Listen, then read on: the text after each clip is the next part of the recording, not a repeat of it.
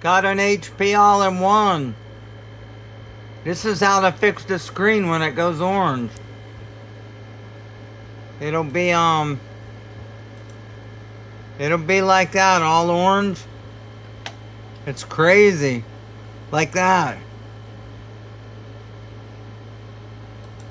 Then we go to half screen. Watch this. Right click. Display settings. And right here's what it is. It's called night light on. Somehow I turned that on. Watch, now it's perfect again.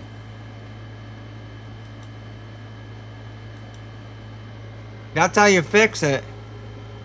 I thought I was going to have to get a new computer. It's that easy to fix.